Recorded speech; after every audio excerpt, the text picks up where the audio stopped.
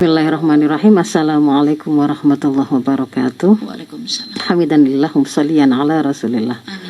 La haula wala quwata illa billah. Rabbi shrah li sadri wa yassir li amri wa hlul 'uqdatam min lisani yafqahu qawli. Amma ba'd.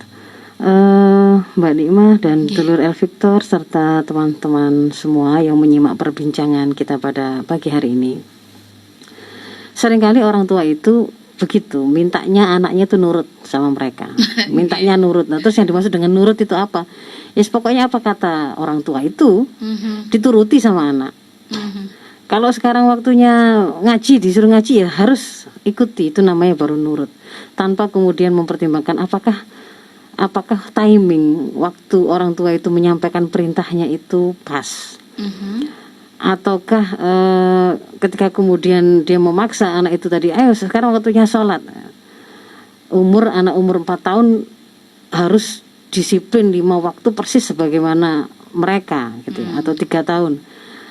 Jadi mereka meminta anak itu nurut persis seperti apa maunya, tanpa kemudian juga memandang apakah itu sudah tepat sesuai dengan tumbuh kembang atau periodisasi pendidikan yang seharusnya mereka lakukan ya. Berarti di sini orang tua harus tahu tumbuh kembang si anak ya Ustazah ya kan? Kadang-kadang gitu ternyata yang mereka nilai dengan tidak nurut itu bukan semata-mata sebenarnya faktor dari sang anak, yang dia anak itu membangkang atau tidak nurut gitu ya. Memang niatnya itu melawan orang tua, ternyata bisa jadi tidak. Bisa jadi apa yang diperintahkan itu di luar kemampuan anak. Bisa jadi pada saat itu bukan kondisi yang tepat. Mungkin di kesempatan yang lain dia bisa melaksanakan, tapi di saat itu dia tidak bisa, misalkan sedang sakit, misalkan sedang dalam keadaan kelelahan sangat, sementara perintah tadi diberikan seperti itu. Atau memang karena memang profil bangunan kepribadian sang anak itu belum terbangun kepribadian Islam yang kokoh sehingga dia bisa mengerti apa yang dimaksud dengan taat atau nurut. Nurut itu pada waktu seperti apa, kepada siapa ya. Jadi sebenarnya kalau kita bicara konsep anak saya mau anak saya nurut, di situ itu tidak semata-mata bicara bagaimana teknik komunikasi agar anak nurut, atau tips and tricks. Seringkali orang tua mintanya tips and tricks. Padahal ada sesuatu yang lebih prinsip di sana. Jadi ketika kita bicara bagaimana membuat anak itu kemudian menjadi anak yang nurut itu kalau dalam konsep Islam istilah yang kita pakai itu kan taat, ya. Taat itu tuh ada konsepnya, ada penjelasannya, tidak kemudian taat itu ada pada segala hal, tidak. Jadi di situ ternyata kalau kita bicara tentang bagaimana membuat anak kita nurut, itu kita harus bicara tentang konsep nurut atau taat dalam pandangan Islam itu yang seperti apa. Kita harus bicara bagaimana kita kemudian mempersiapkan profil sang anak untuk bisa mengerti konsep taat itu dalam pandangan Islam seperti apa. Kita juga kemudian harus bicara tentang profil orang tua yang sedang memberikan perintah ini gitu ya. Apakah kemudian dia ada pada posisi yang memang perintahnya itu berpengaruh gitu ya. Perintahnya berpengaruh, kalimatnya berpengaruh, sehingga kemudian ketika kemudian dia sampaikan perintah itu, maka anak akan dengan senang hati begitu ya, dengan sangat ringan untuk kemudian mentaati apa yang dikatakan oleh orang tuanya.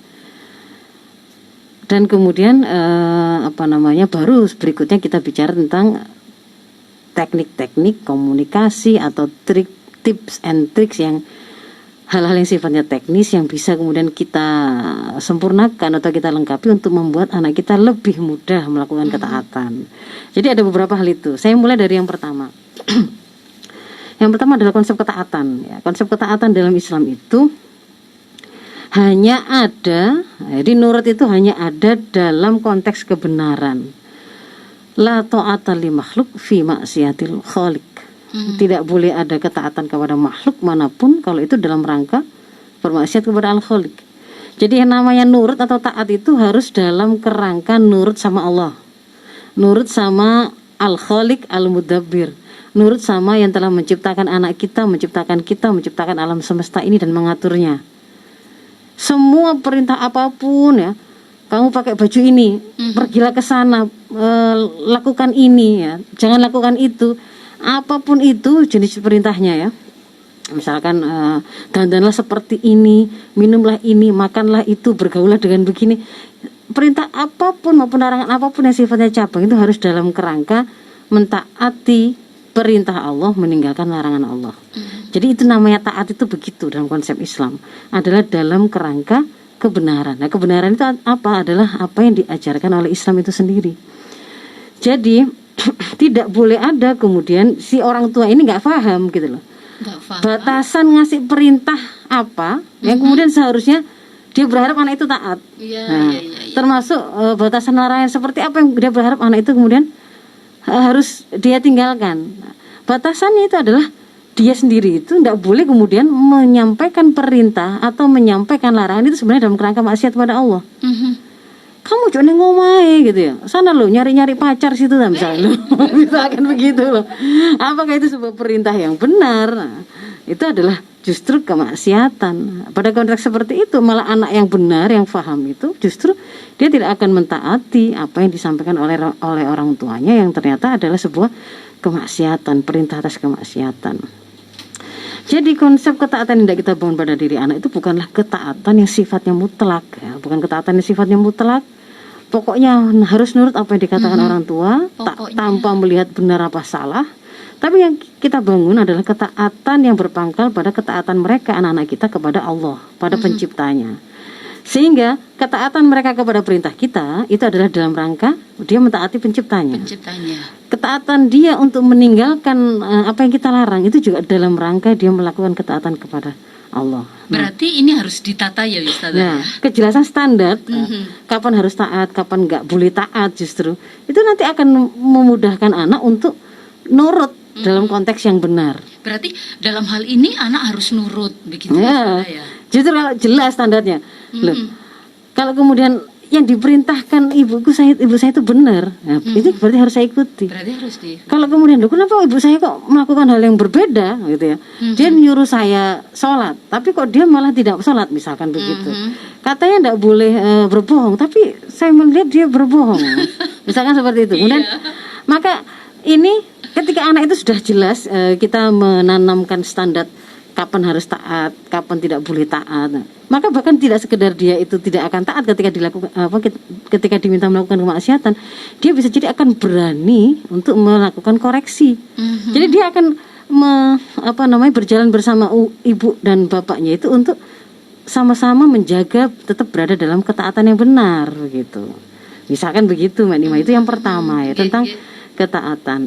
Lalu yang berikutnya yang kedua adalah kaitannya dengan membangun profil orang tua yang berpengaruh ya. Membangun profil orang tua yang berpengaruh. Bagaimana caranya supaya kemudian apa kata orang tuanya itu memang menjadi sesuatu yang sangat bermakna bagi anak, membuat mereka terdorong untuk memang melakukannya begitu ya. Tidak kemudian merasa ada banyak pertentangan atau pertanyaan atau keraguan, memang saya harus melakukannya.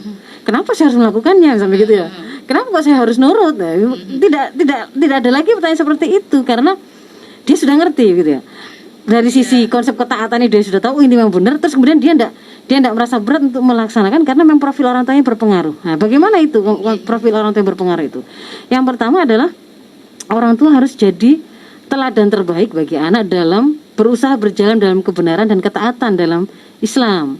Jadi apa yang dia perintahkan, apa yang dia larang, apa yang kemudian dia katakan, itu memang sudah terbangun pada profil orang tua. Jadi dia itu ketika jangan malas toh belajar, banyak baca buku, itu karena dia juga melakukannya. Sang anak melihat ya memang orang tua saya menyuruh saya banyak baca. Dia selalu baca, memang orang tua saya suka baca. Tambahlah sholat itu, jangan sholat wajib saja. Kalau pagi gini ada duha, keutamaannya banyak. Semua persendian tubuh kita itu harus disodakoi. Dengan 2 rakaat duha saja sudah bisa itu memenuhi sodako untuk seluruh ratusan persendian kita, misalnya begitu ya. Jadi kata-kata orang tua ini menjadi sakti ya. Sakti karena memang orang tuanya melakukan itu. Disuruh sholat duha, dia tiap hari melihat orang tuanya sholat duha gitu. Jadi tidak anak itu cuma bisa melihat orang tua itu ngomong tok tapi nggak ngelakoni gitu ya. Itu juga akan berpengaruh kepada bagaimana kualitas bobot perintahnya, ya kan? Malah itu kalau dalam Islam sudah jelas sekali itu dalam surat As-Saff itu kan, orang beriman itu tidak boleh ya ayyuhalladzina amanu lima taquluna ma la taf'alun gitu kan. Wahai orang-orang beriman, kenapa kok kamu mengatakan sesuatu yang itu tidak kamu lakukan? Kabura maqtan indallahi an taqulu ma la taf'alun. Padahal di sisi Allah itu besar kemurkaan Allah kepada orang-orang yang cuma ngomong sesuatu yang tidak dia lakukan. Berarti di sini kita bisa mendapatkan sebuah, gak boleh ya ternyata ngomong tok sesuatu yang kita tidak lakukan. Itu dilarang dalam Islam. Itu dilarang ya Ustaz. Iya, jadi dia tidak melakukan. Dia harus kemudian menjadi pelaku dari apa yang dia nasihatkan, apa yang kemudian dia larang untuk anaknya dia tidak melakukan. Itu seperti itu. Maka kalau kemudian ternyata satu saat ada kesalahan yang kita lakukan, orang tua lakukan karena khilaf misalkan, maka kita pun harus bisa memberi contoh pada anak bagaimana kemudian kita mengakui kesalahan kita beristighfar, kita kemudian mengatakan kita bertaubat pada Allah dan kita meminta maaf kepada anak kita kalau ada kesalahan kita lakukan kepada dia. Itu untuk menunjukkan dengan jelas, tetap jelas kebenaran itu seperti apa, dan ketika kemudian kok ternyata orang tua saya kok tidak konsisten dan kebenaran yang diperintahkan atau disampaikan, itu ternyata kondisi ketika beliau khilaf dan tidak berlama-lama beliau kemudian akan kembali kepada kebenaran ketika saya ingatkan. Nah itu juga akan menjadi teladan yang tercatat di sisi anak. Tetap berarti yang diperintahkan itu adalah taat. Jadi kan taat itu sesuatu yang memang harus diambil, harus dilakukan. Ketika orang tua sedang khilaf gitu, bisa disampaikan ke anak juga ya Ustazah ya? Bahwa dia sedang khilaf atau kalau itu berpengaruh kepada ketaatan anak tadi. Ya. Loh kok ibu kok pernah itu melakukan begini? Iya, Masya Allah, astagfirullahaladzim. Ibu kok pernah bohong, gitu ya. Ya, mungkin faktanya apa yang dia lihat misalkan tidak pas, kita tunjukkan sebenarnya begini. Tapi memang di situ ada salah ibu meminta itu. Ibu sudah taubat, sudah segera minta ampun pada Allah, dan ibu mohon maaf kalau belum bisa memberi contoh yang baik kepada kamu gitu ya. Sebenarnya inginnya ibu itu ya nggak pernah salah, tapi ternyata waktu itu ibu melakukan khilaf misalnya begitu, karena itu memberi pengaruh pada dia kan tadi. Boleh diterangkan. Kalau kekhilafan kita tidak ada kaitannya dengan ananda ya tidak perlu, harus disampaikan semua kekhilafan kita kan begitu ya. Ya, jadi itu unsur keteladanan. Kemudian yang berikutnya adalah di antara yang diajarkan dalam Islam agar kalimat kita itu berbobot ya, menjadi qaulan tsaqila ya. Agar kalimat itu adalah orang tua itu kita enggak hanya orang tua sebenarnya, semua orang-orang beriman itu diajarkan atau dituntunkan untuk melakukan salat malam, Mbak Dina. Salat malam. Jadi itu akan membuat kalimat-kalimat kita itu lebih berpengaruh. Masya Allah. Ya, jadi kalau kemudian ingin kok semakin seseorang itu bermain-main dengan kebenaran melalui lisannya, jadi dia kebenaran kayak guyonan seperti para pelawak yang mengada-ada dengan pelawak tanda kutip. Mengada-ada yang dia menjadikan kebohongan itu sebagai bahan lawakan. Itu kan tidak boleh. Kalau kita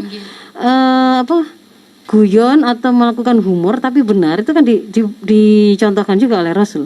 Tapi ketika kemudian kebenaran itu dijadikan bahan banyolan, kebohongan juga sampai ditampilkan di situ dianggap sebagai kelucuan, itu akan membuat lisannya juga akan ringan. Ketika satu saat dia ngomong benar, itu orang juga gak ngandel. Ya kan? Gitu. Karena itu tadi, karena dia lisannya tidak dibina untuk menjadi lisan yang memang berpengaruh kuat ya.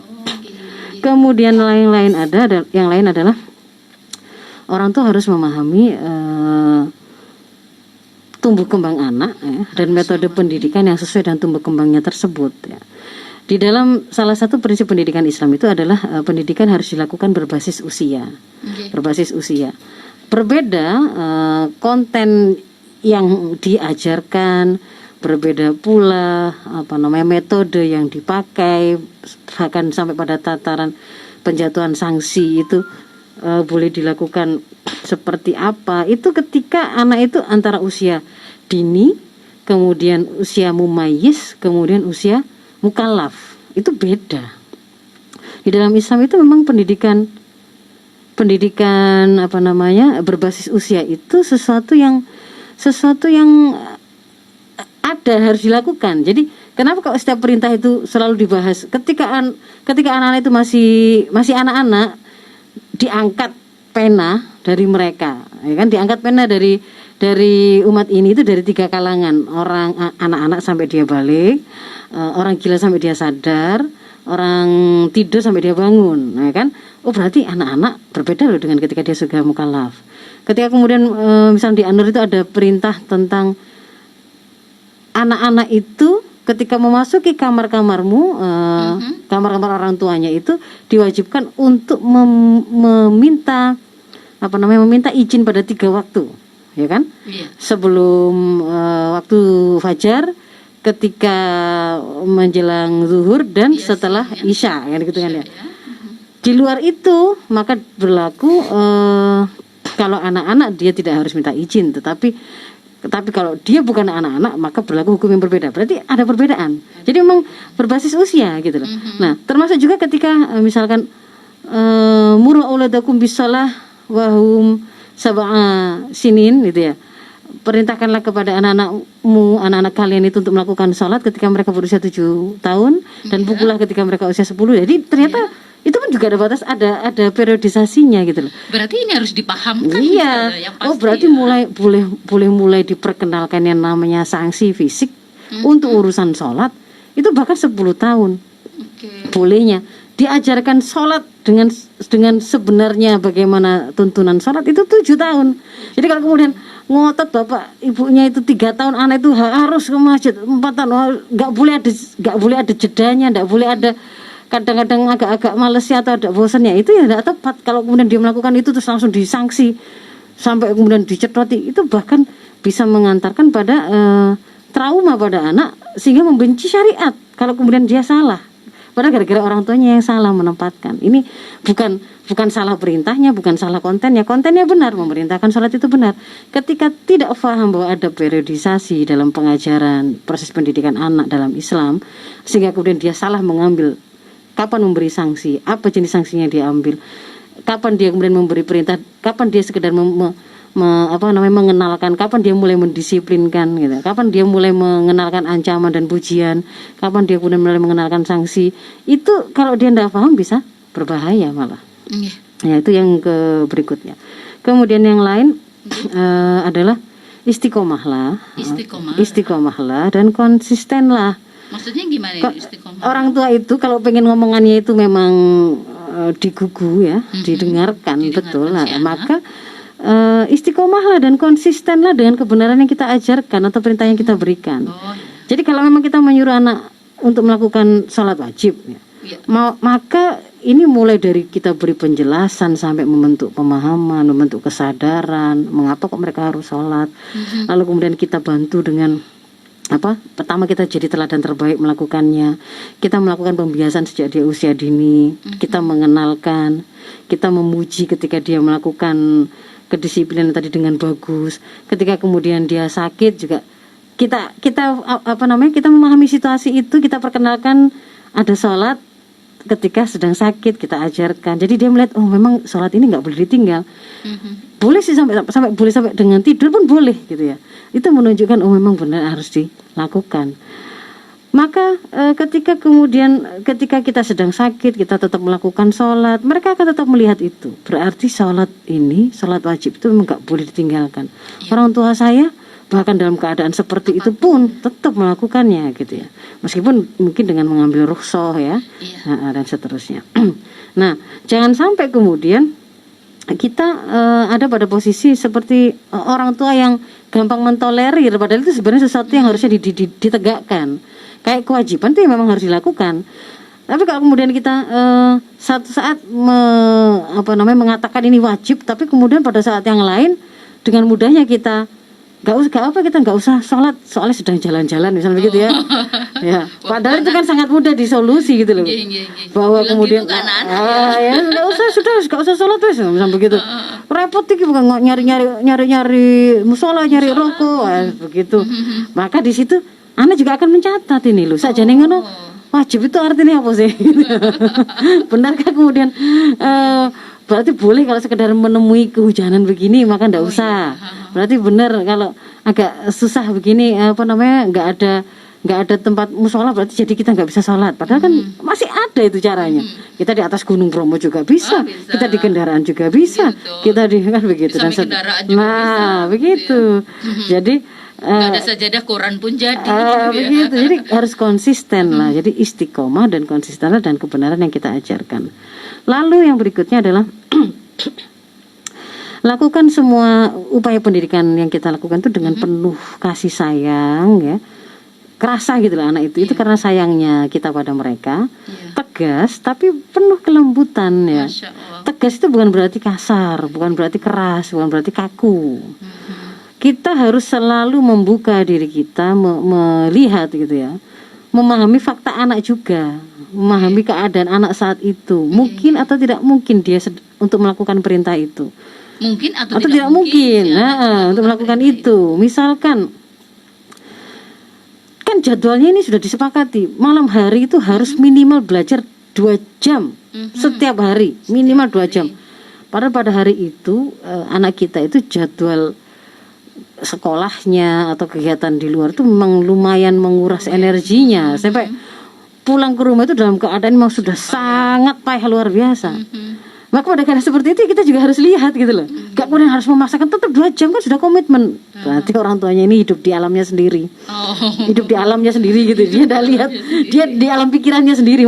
Jelas-jelas anaknya ini kalaupun dipaksa juga gak akan bisa konsentrasi kan begitu.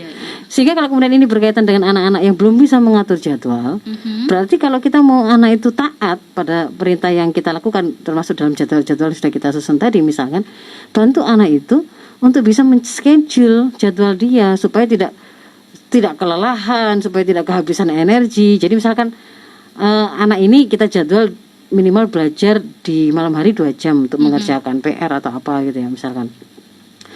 Hari ini kita lihat dia dari pagi sudah bermain sampai siang. Kita ingatkan waktunya istirahat. Boleh main, ada waktunya main. Kita nggak melarang, nggak boleh main nggak. Boleh bermain, tapi ada waktunya istirahat, ada waktunya makan, ada waktunya tidur, ada waktunya belajar. Jadi kalau dibiarkan anak itu tadi, iso gak usah mulai kan gitu ya. Iya betul. Dia akan main terus, gak usah mandi, gak usah makan, gak apa-apa. Gak tidur, gak paten kan gitu ibaratnya. Karena saking senangnya main. Nah orang tua yang kemudian bisa lihat itu, supaya dia nanti ndak kelelahan ketika mengerjakan PR di malam hari. Berarti saya harus hentikan mainnya ini. Saya harus pastikan dia makan dulu, supaya dia tetap sehat, supaya dia nggak kemudian jadi sakit, supaya dia tetap segar. Berarti ini istirahat sebentar dan seterusnya. Itu orang tua yang kemudian menjadi pihak yang melihat tersebut ya. Jadi jangan semata-mata maksa begitu, tapi cari cara untuk bisa membantu anak kita itu akhirnya terbantu untuk bisa taat dengan perintah kita, begitu ya. Kemudian yang berikutnya itu ini bagian termasuk yang teknis ya, kayak jangan ragu untuk memberikan reward, memberikan pujian, memberikan penghargaan, membesarkan hati anak-anak kita ketika mereka melakukan hal yang kita perintahkan. Dengan begitu sebenarnya itu kita sedang membuat sebuah cantolan ya. Mereka akan merasa ternyata kebaikan saya diperhatikan. Merasa diperhatikan. Dan diperhatikan itu ketika mereka melakukan kebaikan. Nah, di antara kesalahan tersering orang tua itu juga adalah sangat peka dengan kesalahan anak, tapi sangat abai atau tidak sensitif dengan kebaikan yang sudah dilakukan. Jadi anak itu bangun sejak pagi tadi itu bangun sendiri sebelum subuh. Ya berangkat sendiri ke masjid, misalnya kita sudah sholat bagus, lalu mandi, lalu sarapan, bagus semua sudah ditata sendiri, perlengkapan bajunya dan seterusnya. Cuman pada waktu kemudian dia nyari buku, nah, misalnya begitu, buku PR-nya loh, mana bukuku yang ini kok nggak ada. Nah itu kemudian baru si ibu itu memberi perhatian. Makanya kamu itu, sering keleleran di sana sini begini. Padahal tadi itu dia pulang dari musola juga nggak dibilang Masya Allah pinternya pagi ini bangun sendiri, sholat sendiri, jam segini sudah siap berangkat sekolah, Masya Allah, nggak ada pujian itu. Tapi ketika kemudian dia melakukan kesalahan langsung ngegas ibunya, orang tuanya. Jadi harus Pokoknya kalau ada kebaikan yang dilakukan, ketaatan yang dilakukan, kasih perhatian supaya itu kayak nagih di situ.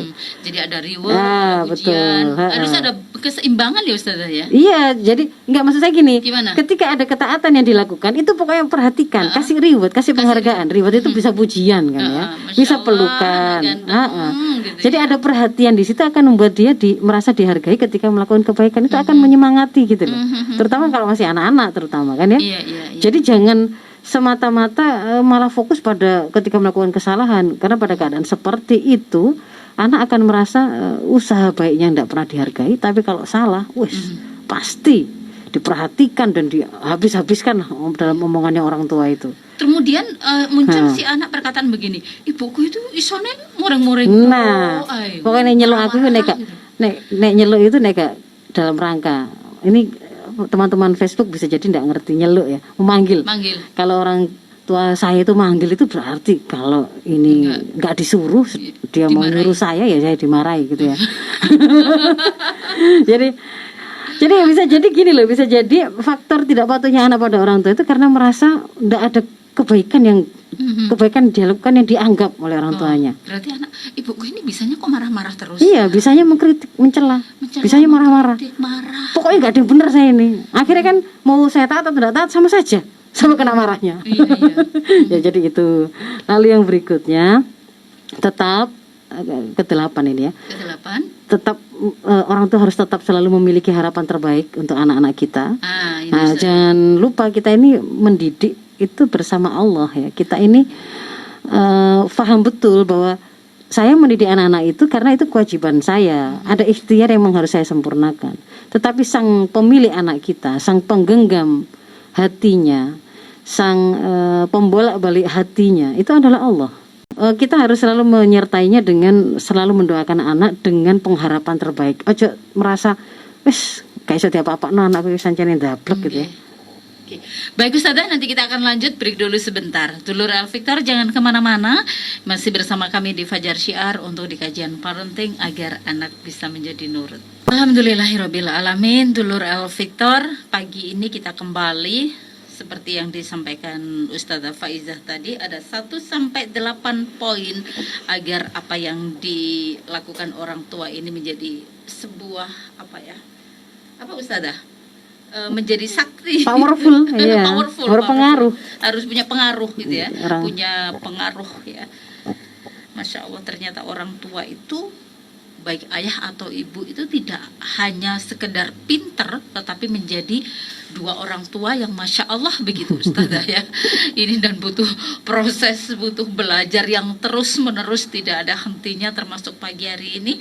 Masya Allah, mudah-mudahan ya menjadi orang tua yang powerful, menjadi orang tua yang punya pengaruh yang luar biasa. Ustazah, satu hal tadi yang disampaikan adalah harus kata-kata yang disampaikan itu bisa menjadi berbobot. Jadi Ustazah kan menyampaikan itu ya.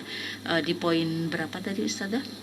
Salat malam tadi, yang ketiga, yaitu agar kalimat ini berbobot. Jadi memang orang tua itu selain Masya Allah ibadahnya juga harus diperhatikan betul, semuanya juga harus diperhatikan ya Ustazah ya. Berarti kalau itu dipoinkan sendiri, berarti poinnya tadi ada 9. Ada 9. Kalau mungkin ada yang mencari ngelis gitu ya. Mungkin ada kadang yang menulis gitu kadang-kadang biar ada nomornya nanti dicari. Yang pertama tadi apa Ustazah? Yang pertama itu memahami dulu tentang konsep ketaatan yang benar. La ta'atan li makhluq fi ma'siyatil khaliq itu. Tidak ada ketaatan kepada makhluk manapun. Kalau itu dalam rangka maksiat pada Allah. Jadi taat itu ya dalam kebenaran. Kebenaran itu ya Islam itu sendiri, perintah apa yang diperintahkan oleh Islam atau apapun yang dilarang oleh Islam. Dulur, mudah-mudahan pagi ini menjadi pagi yang disertai dengan hidayah Allah Subhanahu wa taala. Amin ya rabbal alamin. Ustazah, saya bergabung dulu untuk SMS ya, WhatsApp karena internet ini silakan bisa bergabung di 031 841 9393 atau di 081 234 9393 90. Ini ada Bu Pia ya, melalui SMS. Sugeng Enjang, Mbak Nikmah, Ustazah, saya senang mendengar motivasi setiap pagi ini saya mendapatkan motivasi yang luar biasa bersama El Victor. banyak ujian-ujian yang Allah berikan pada kami ini Ustazah, dan saya yakin saja akan pertolongan Allah. Iya. Ya, yakin itu amalan hati. Yakin itu tapi amalan fisik yaitu ikhtiar yang wajib disempurnakan harus dilakukan. Jadi tidak sekedar yakin toh. Yakin Allah beri jalan keluar. Iya itu harus. Persoalan i'tiqad, keyakinan itu harus.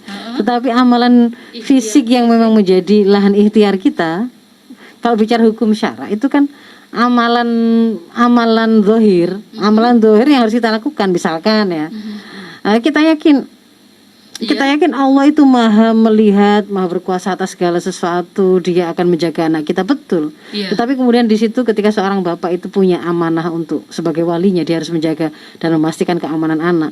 Dia harus kemudian memenuhi ikhtiarnya. Dia pastikan kamu berangkatnya kemana, naik apa, sangunya ada atau tidak, bersama siapa, kira-kira perjalanan itu seperti apa. Itu termasuk bagian-bagian yang harus kemudian dia sempurnakan, tidak semata-mata yakinlah ya, gitu. Maksudnya begitu. Tadi kan ada kata-kata kami yakin Allah akan berikan jalan keluar, betul. Tetapi ikhtiar itu wajib disempurnakan. Ikhtiar wajib disempurnakan. Sama dengan kayak gini nih, bahwa corona itu dari Allah, betul. Hidup dan mati itu dari Allah, betul. Tetapi ada kewajiban pengaturan syariah terkait dengan pandemi yang harus kita sempurnakan. Protokol kesehatan misalkan, jaga jarak, tidak berkerumun, itu bagian dari syariat yang harus dilaksanakan. Ya. Ibu Pia. Kemudian saya membaca dari WhatsApp ini, Ustazah, ada pertanyaan dari Ibu Tia. Pertanyaan seperti prolog yang disampaikan Ustazah. Anak saya ini Ustazah sering kali tidak mengikuti apa yang sering kali menjadi pakem di dalam rumah begitu. Ustazah, untuk membangun sebuah kepercayaan di dalam rumah, terutama terhadap anak-anak, itu seperti apa nggih Ustazah? Yang tadi sudah saya lakukan ya, sudah saya katakan ya. Cuman yang perlu ditambahkan, yang tadi belum saya sebutkan adalah dekatlah pada anak. Dekatlah pada anak. Dekatlah pada anak. Anak usia berapa saja? Berapa saja. Ciri-cirinya kita itu dekat dengan anak itu, kita mau bicara apapun kita tidak perlu harus menata kata, menata kalimat. Saya kalau mau memerintahkan begini, gimana ya caranya? Saya tidak perlu pusing memikirkan gimana cara kita ngomong kalau kita dekat. Cepat masuk ya Ustazah ya. Persoalannya itu adalah ketika kemudian kita itu sampai nanti dia tambah marah, nanti dia tambah salah sangka dengan saya. Berarti ada masalah pada kualitas hubungan orang tua dengan anak. Maka perbaiki itu dulu. Karena setelah itu selesai, sebenarnya perbincangan ini, kita mau memberikan perintah apa, meminta apa, melarang apa, sebenarnya sesuatu yang itu justru akan terselesaikan dengan kedekatan tadi gitu. Dekat. Ya. Jadi ketika dekat saja ini sebenarnya sudah menjadi pintu masuk ya Ustazah, ya? Untuk anak mudah untuk taat. Kita mudah memberi perintah, kita mudah menyampaikan larangan gitu. Alhamdulillah jadi bersih suaranya sekarang. Ya, Ustazah, bersih. Ustazah, ternyata kalau saya mempraktekkan usia berapapun anak itu ternyata memang harus dideketin ya. Iya, itu yang kuliah maupun betul lah. Cuman kedekatan itu justru bukan gini. Kedekatan itu bukan, nggak bisa dibeli kedekatan itu, nggak bisa direkayasa seperti itu, juga nggak bisa diwakili dengan foto bersama di depan kamera kelihatannya sama-sama tersenyum dan dekat. Itu karena itu hanya detik itu saja. Detik sebelum diambil mereka langsung mendekat senyum. 1 detik sesudahnya masing-masing lihat gadgetnya sendiri-sendiri dan seperti tidak ada koneksi apa-apa. Bukan begitu dekat itu. Dekat itu ya memang terjalin karena sebuah, pasti di situ ada kebersamaan yang intens, ada waktu yang teralokasikan. Bukan jarang bertemu. Kalau kemudian ada yang kata, tapi saya itu yang penting kualitasnya, bukan kuantitasnya. Bagaimana Anda bisa memiliki kualitas ketika kuantitas pun tidak punya? Gitu loh. Pertama memang pasti harus ada waktu yang dialokasikan, yang ketika kemudian anak itu mengalami kesulitan, dia menemukan ada kita untuk siapa membantunya. Ketika dia sedang bergaul dengan teman-temannya, main sama teman-temannya, dibully, nangis, pulang, ada yang kemudian mengajarkan kepadanya tentang bagaimana mendudukkan perasaan saat itu sedihnya, dan berarti bagaimana pelajaran yang bisa dia ambil, dia lakukan ketika dia berteman. Boleh nggak dia melakukan hal yang sama? Itu sifatnya kan alami kan, kita nggak tahu kapan itu terjadi. Hari ini apakah bisa kita rencanakan? Pokoknya Sabtu Minggu itu waktu untuk full untuk anak-anak. Apakah pada waktu Sabtu Minggu itu dia mengalami hal-hal yang seperti itu, yang kemudian dia membutuhkan kehadiran kita? Ternyata kita hadir memberi solusi, kita hadir memberikan sebuah ketenangan, kita hadir memberi sebuah kehangatan yang dia butuhkan. Itu nggak direkayasa begitu loh. Tidak bisa digantikan dengan Sabtu Minggu itu pokoknya saya ajak anak-anak kemanapun mereka mau. Iya. Ketika anak-anak butuh ada sesuatu yang ingin disampaikan, butuh support, butuh sesuatu nasihat dari ibunya pada hari Senin, ternyata nunggu Sabtu Minggu. dia nangisnya di situ, dia mengalami dibontak orang di tengah jalan misalkan, atau apa yang membuat dia kaget, bagaimana bersikap tentang itu. Dia enggak mendapati orang tuanya di situ misalkan. Dia enggak bisa menelpon, kenapa? Susah kalau telepon itu akan ternyata ada kualitas hubungan yang berarti tidak dekat. Begitu. Jadi dekat dulu, dekat, nanti namanya teknik-teknik komunikasi itu mau pakai video call kah, mau WhatsApp, mau itu tuh hanya teknis saja.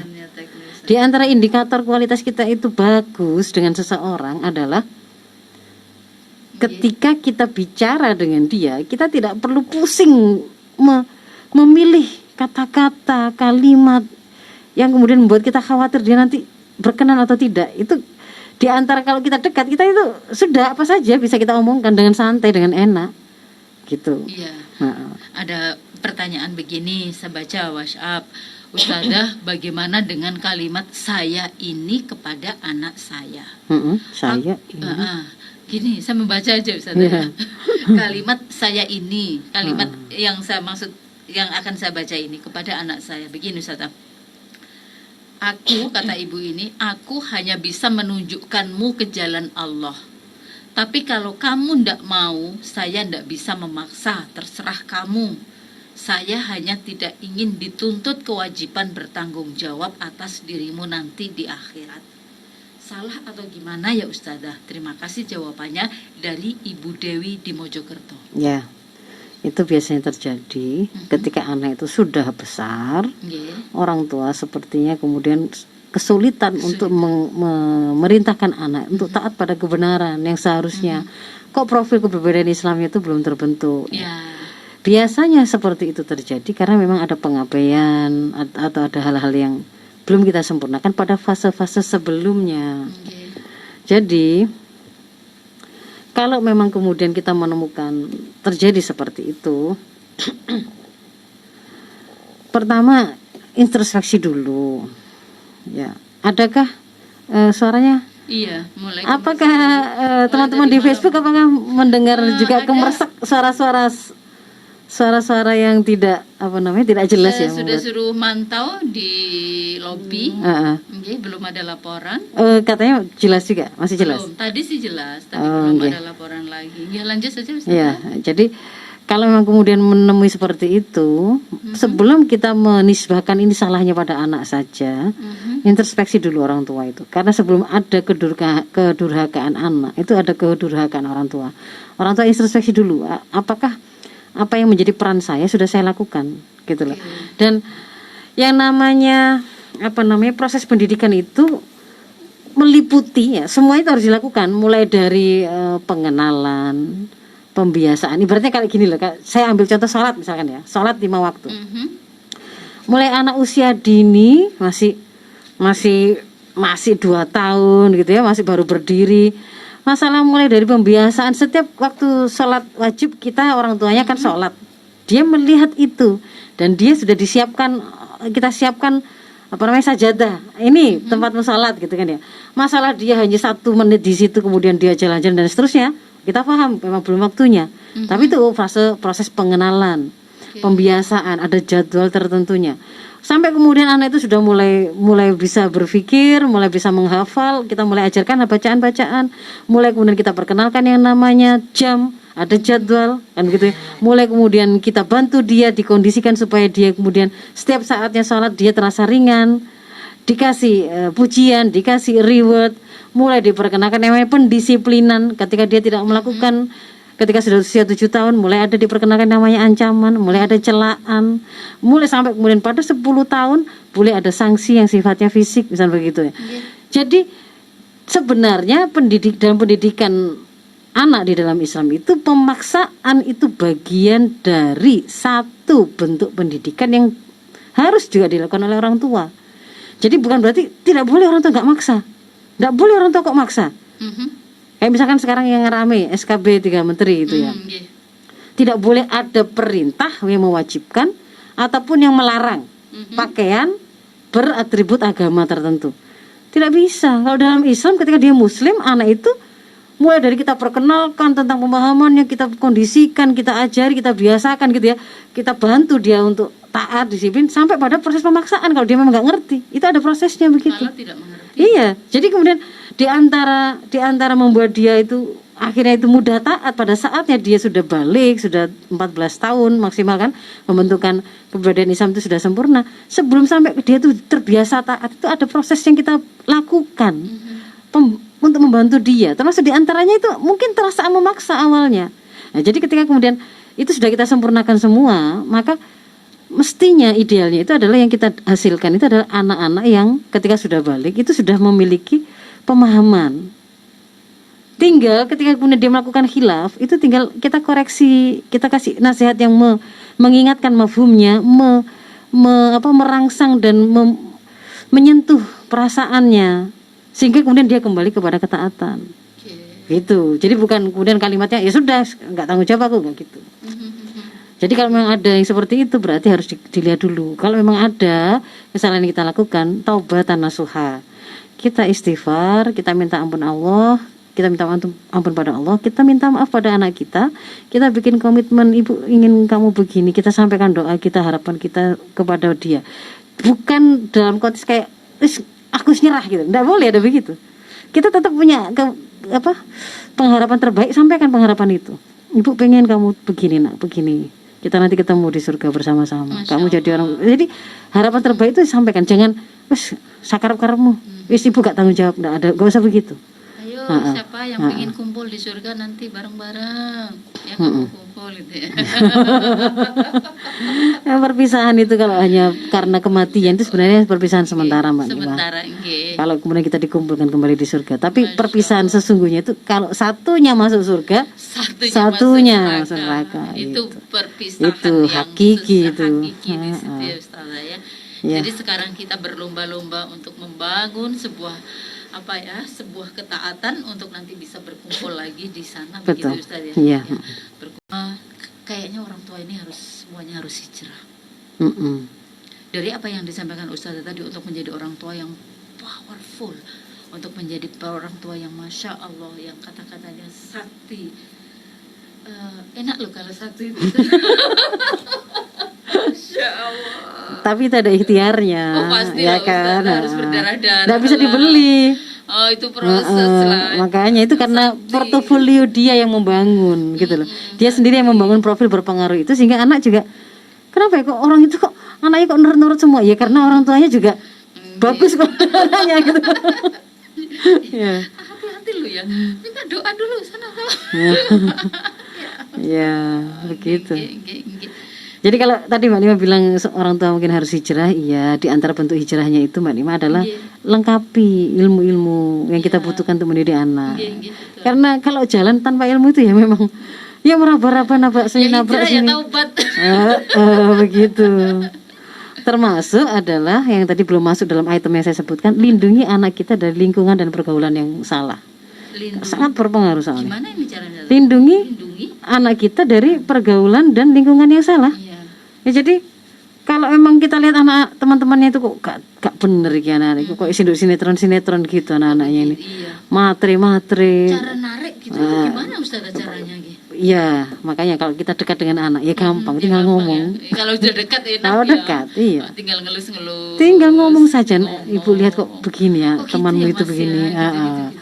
Tapi kalau misalkan dia mengatakan iya, memang Bu dia itu tidak salah, tapi saya itu tetap ada di situ, itu bukan saya nggak ikut-ikutan mereka kok. Saya itu ngasih tahu mereka supaya mereka tetap sholat, mereka tetap begini. Nah, itu kalau anak itu sudah pada level usia dewasa ya, kita lihat dia ada dalam kondisi kuat untuk menjadi penyeru kebenaran bahkan ya, melakukan dakwah, ya silakan. Nggak harus kita tarik, nggak harus. Nggak harus ditarik. Gitu ya, tinggal kita bantu saja gitu ya, kuatkan, doakan dalam bentuk nasihat kan begitu.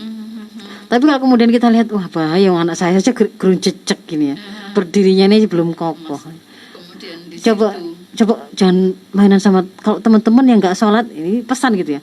Saya misalnya anak saya waktu SMP dulu, pokoknya kalau teman-temanmu itu nggak sholat, nah hindari dulu aja. Teman-teman yang sholat saja. Nyari teman yang sholat saja. Kalau yang nggak sholat, kalau kamu nggak bisa ngingetin, nggak bisa ini, kamu hindari dulu aja. Misalnya seperti itu contohnya, boleh kita undang mereka ke rumah, kita lihat, oh ternyata benar dugaan saya, nggak tepatnya di sini. Kita ngomong dengan anak kita, nggak pasnya di sini, ibu lihat itu, mama lihat itu kok begini ya. Kalau menurutmu gimana? Bisa jadi kita salah menilai kan, dia bisa ngomong begitu. Dan yang lain harus kita pahami bahwa kita itu melindungi anak itu bukan hanya level keluarga ya, tapi juga pelindungan oleh masyarakat dan juga negara, karena negara itu penerap aturan. Hal-hal yang merusak, hal-hal yang bisa merusak generasi itu ya harus memang dieliminir oleh negara gitu. Ustazah terima kasih ya, Masya Allah pencerahannya. Semoga bermanfaat. Amin amin ya robbal alamin. Afu minkum ihdinas siratal mustaqim. Assalamualaikum warahmatullahi wabarakatuh.